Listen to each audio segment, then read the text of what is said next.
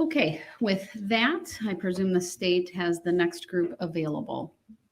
Yes, we're ready to go, Your Honor. Thank you. All right, then go ahead, please. On November 21st, you killed my mother. And in this courtroom, I watched you run her down and her broken body slide across the concrete. This woman loved and she was loved. You ran her down like she was nothing. And since that day, you have shown no remorse. You'd offered no explanation for your atrocities. It offends me that you're sitting here breathing while she is not. You are a monster. You deserve contempt and death.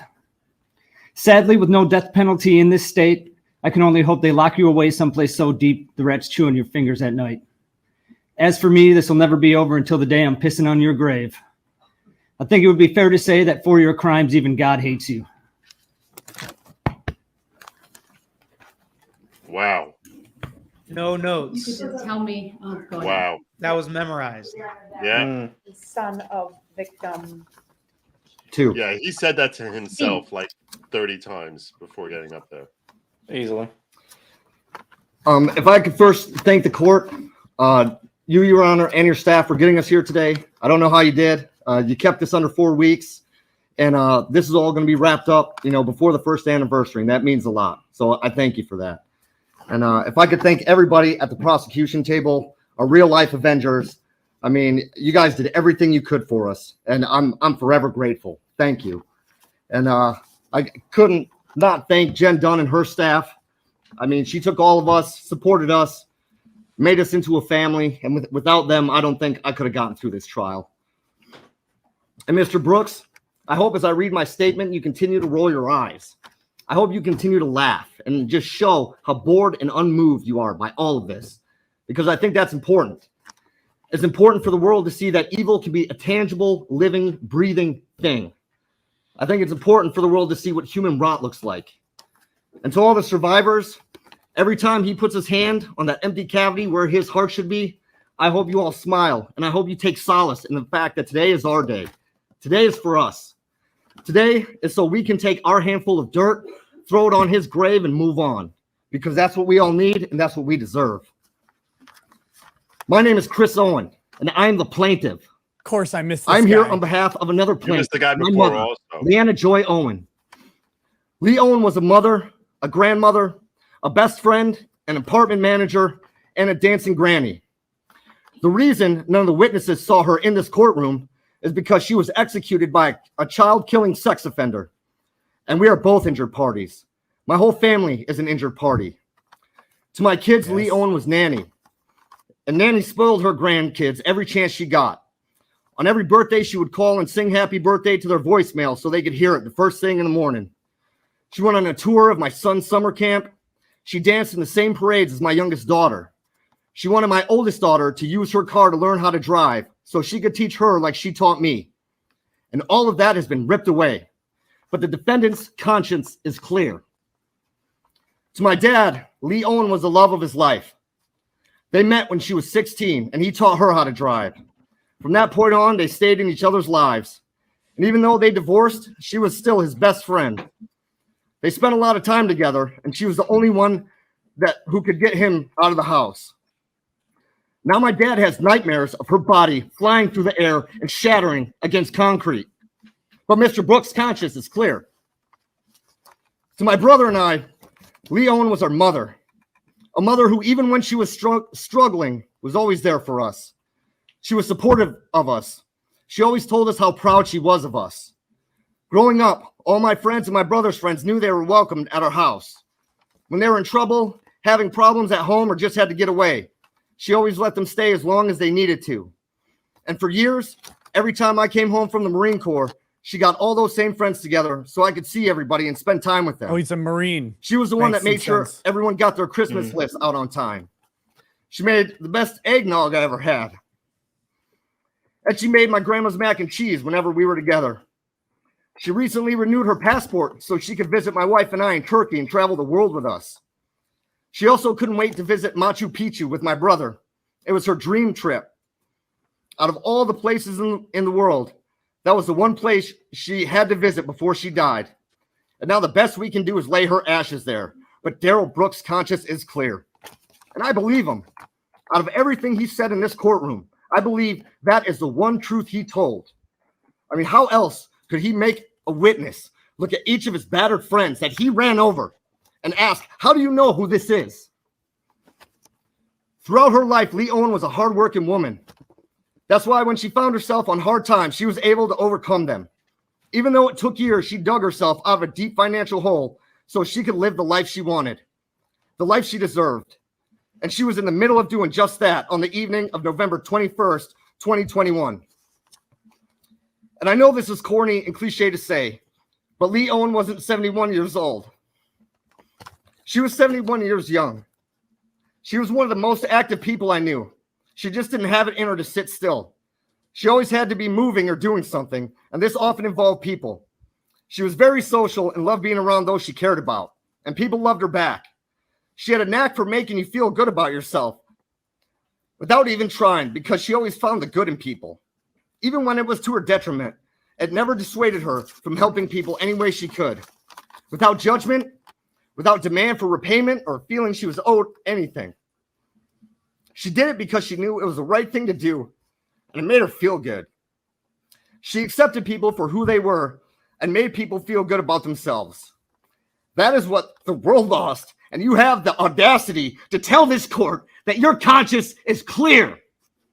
I'm sorry, Mr. Brooks. There's not a human with a soul on this planet who could snuff that light out, who could steal Lee Owen from this world and have a clear conscience.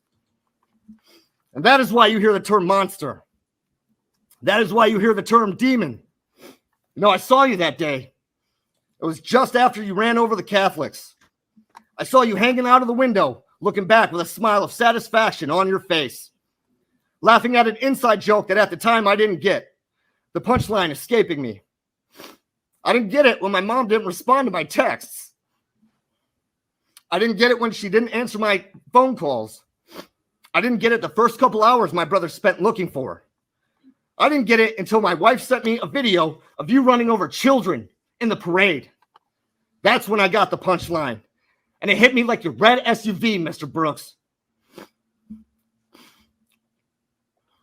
I saw pure, unrepentant evil in your face that day, and it disgusts me that you are allowed to exist. And I know the answer to the question that everyone keeps asking. I know why you did this. You did this simply because you were not in a cage. That is what I find mind-boggling. And how dare anyone say the system failed him? The system failed every one of us whose only mistake was to bring their families in the vicinity of Mr. Brooks. That poor excuse for a man should not have been on the streets. That is the failure, period. But enough about him, because today is not about him. It's about us and what we lost.